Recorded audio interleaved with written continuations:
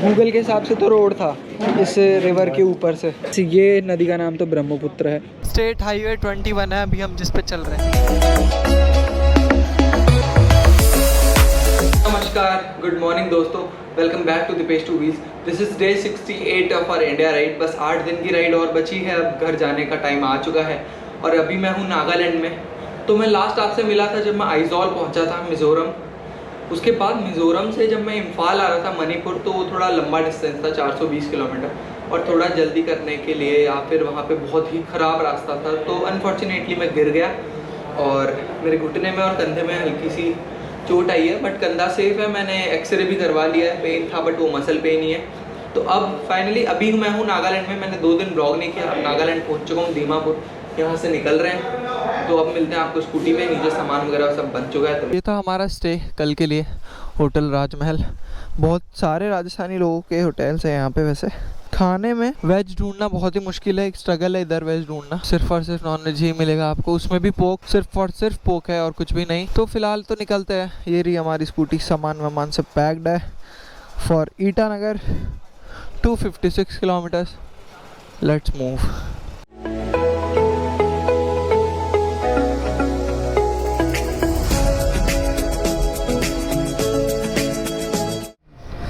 नागालैंड दीमापुर से निकले हुए लगभग हो गया 1 घंटा अभी, और रोडें कुछ इस तरह से हैं। बहुत अच्छे रोड्स हैं, वैसे पहाड़ी नहीं कह सकते मैं इसको, बट जंगल के अंदर से है पूरा रास्ता। बट रोड्स अच्छे बने हुए हैं तो कोई प्रॉब्लम नहीं आ रही है, अच्छी स्पीड मेंटेन हो पा रही है। अभी तक शायद मैंने 60 किलोमीटर्स कर दिए हैं, 200 के अप्रॉक्स बचा होगा। इस जंगल एरिया में जितना हो सके कम रुकें तो ही बढ़िया है, तो मैं इसीलिए ब्रेक्स नहीं ले रहा। अभी भी अरुणाचल का बॉर्डर तो 50 से 70 किलोमीटर है, बट ये बहुत ही बड़ी एक नदी आई है, बहुत ज़्यादा बड़ी। अब इसके ऊपर से हम एक फ्लाईओवर से होते हुए गुजरेंगे। मुझे श्योर नहीं है कि फ्लाईओवर है, यहाँ से होना तो चाहिए फ्लाईओवर, वरना गूगल लेके क्यों आता। तो अभी हमें चेक करने से ही पता चलेगा। तो गूगल ने मेंशन तो बिल्कुल भी नहीं किया कि आपको यहाँ से होते हुए जाना है। भैया इसका चार्जेस होता है क्या उधर जाने का? कितने का टिकट है? 15 रुपये एक आदमी, एक गाड़ी का। गूगल पे बस ऐसे रास्ता लेकर आया इधर मेरे को, मुझे लगा रोड है। कहाँ से लेना है टिकट?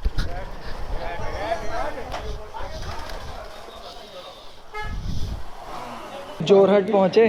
जोरहट पहुँचने के बाद में गूगल के हिसाब से तो रोड था इस रिवर के ऊपर से, बट वो रोड नहीं था, वो ये फेरी का रूट था। और ये है फेरी हमारे सामने, इस पे ऐसे 2 व्हीलर जा रहे हैं। बट इस वाली में टिकट नहीं मिली क्योंकि हम लेट हैं। तो अब इसके बाद में जो आएगी वो 12:45 पे आएगी, 1 घंटा अभी यहीं वेट करना पड़ेगा। तो मैंने टिकट ले ली है, ऑनलाइन टिकट थी, 50 रुपये चार्जेस हैं। तो अब नेक्स्ट बोट का वेट करेंगे, 1 घंटे तक इधर ही बैठेंगे, फिर फेरी में स्कूटी रख के और खुद बैठ के और फिर चलेंगे यहाँ से कमलाबाड़ी दूसरी तरफ। उसके बाद एक और बोट लेनी है, उसकी ऑफलाइन टिकट मिलेगी। तो अब पता नहीं था ये ऐसा कुछ होने वाला है, बट कोई ना। हमारी वाली फेरी आ गई है जिसकी हमने टिकट ली थी, और ये 12:45 पे निकलेगी। तो लगभग 1 घंटा मैंने वेट किया है।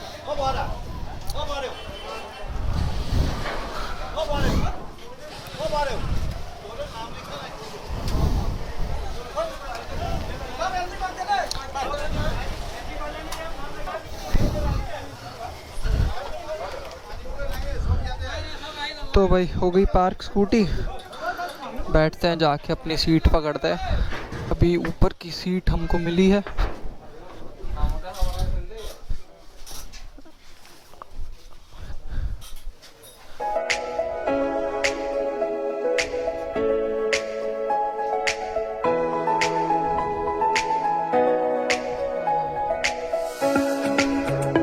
हाँ जी, तो फेरी में बैठ गए, नीचे स्कूटी लगा दी थी। अभी ये छत पे जगह मिली है अपन को, और अभी मुझे मुनाफ ब्रो मिले इधर।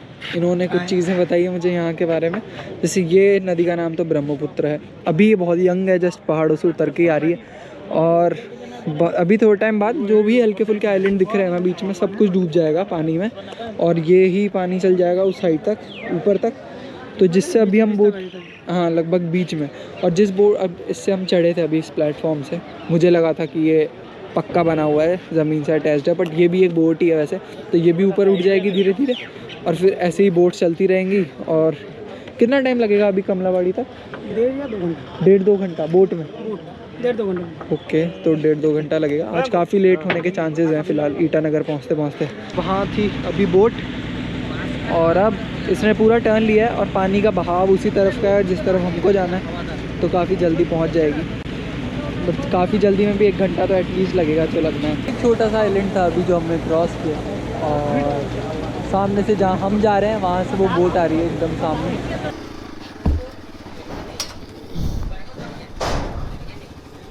शायद अब 20 किलोमीटर रोड पे चलना है, उसके बाद वापस से एक फेरी लेनी है। बस अगर काश वो फेरी मिल जाए टाइम पे तो इतनी प्रॉब्लम नहीं होगी, वरना मुझे लग रहा है कि अंधेरा हो सकता है, क्योंकि अभी भी गूगल का अराइवल टाइम हो गया है 4:30 बजे, जो कि 3 बजे से भी पहले था, तो 1.5-2 घंटे बढ़ गया टाइम ये फेरी वाले सीन की वजह से। बाकी देखते हैं। ये जो एरिया है अभी मुझे पूरा केरला की याद दिला रहा है, पता नहीं क्यों।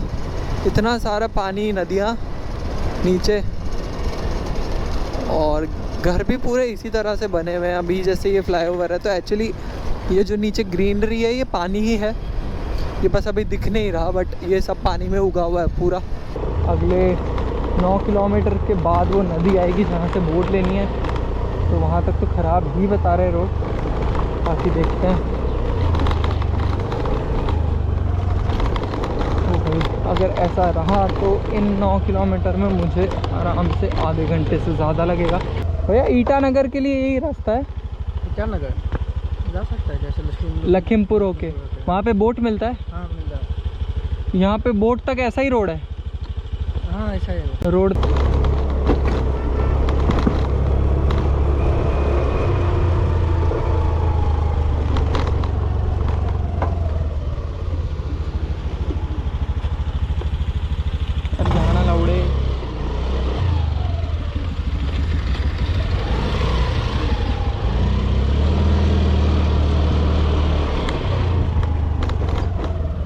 दोस्तों ये सच में स्टेट हाईवे 21 है अभी हम जिस पे चल रहे हैं, ये हाईवे है, तो देख लो मज़ा आ रहा है बाकी चलने में, क्योंकि ग्रेवल नहीं है कोई बहुत ज़्यादा चलाने में। आप आराम से 30 की स्पीड तो आराम से चल रही है। तो अच्छा किया मैंने ये डिसाइड किया इसी रूट से आता हूँ, बोट लेकर ही जाएंगे, वरना एक दूसरा रास्ता था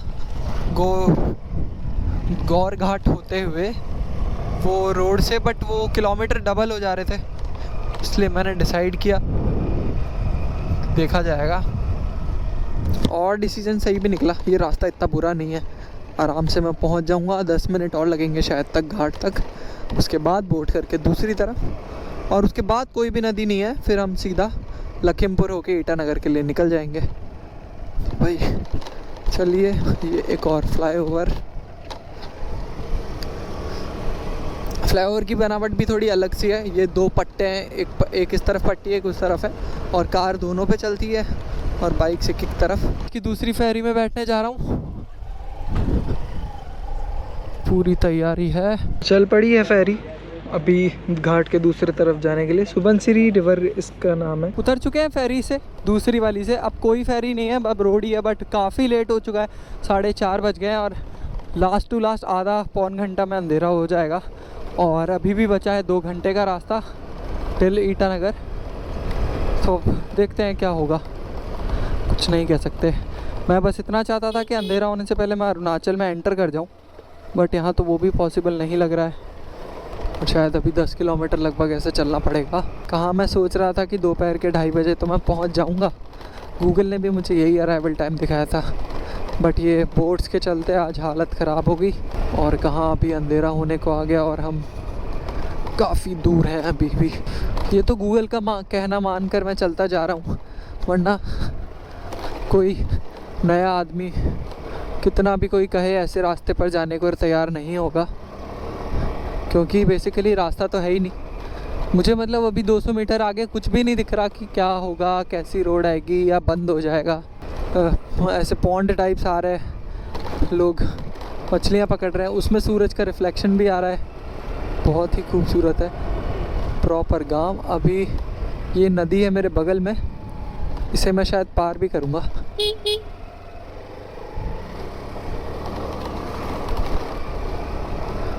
बट शायद थोड़ी देर बाद कोई पुल आने वाला है।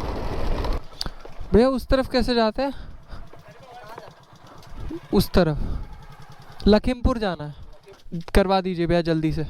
अंधेरा हो रहा है क्योंकि मेरे को ईटानगर पहुंचना है, फिर दिखता नहीं है रात में। हाँ वो तो है, पर अभी तो पार तो हो जाए पहले। तो अब नदी पार कर रहे हैं।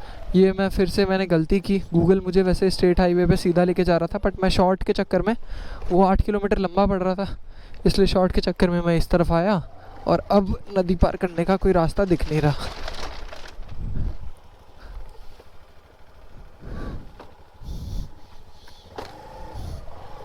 तो अब ये 30 रुपये मांग रहे हैं पार करवाने का, तो कर लेते हैं। इस नदी का नाम क्या है? हाँ भैया, रंगा नदी। तीसरी नदी क्रॉस की आज दिन की, और ये वाली तो मैं बिल्कुल ही फंस गया था, गूगल के हिसाब से रास्ता था। वो तो शुक्र है ये भैया मिले, इन्होंने क्रॉस करवा दी, वरना उल्टा जाते तो फॉर श्योर अंधेरा हो जाता पहुँचते पहुँचते। ये लीजिए भैया, धन्यवाद। सॉरी।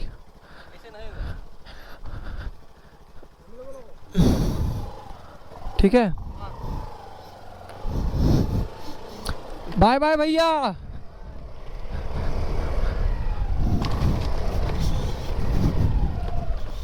रास्ता इधर है।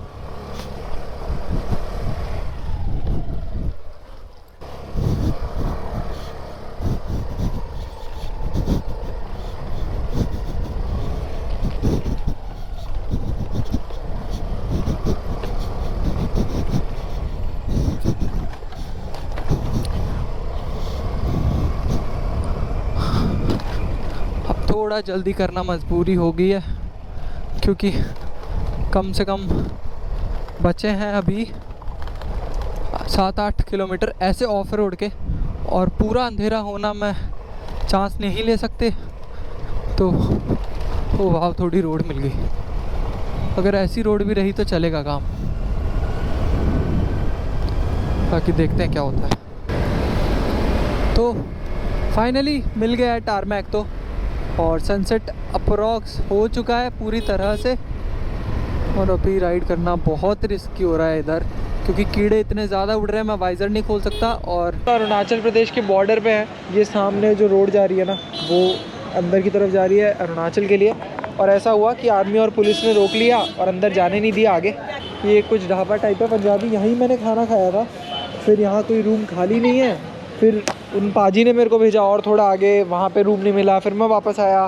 पर अभी फ़िलहाल भाई साहब ने ये रूम दिया है यहाँ पे 300 रुपीज़ में, तो अच्छा है। अभी रुकते हैं रात को।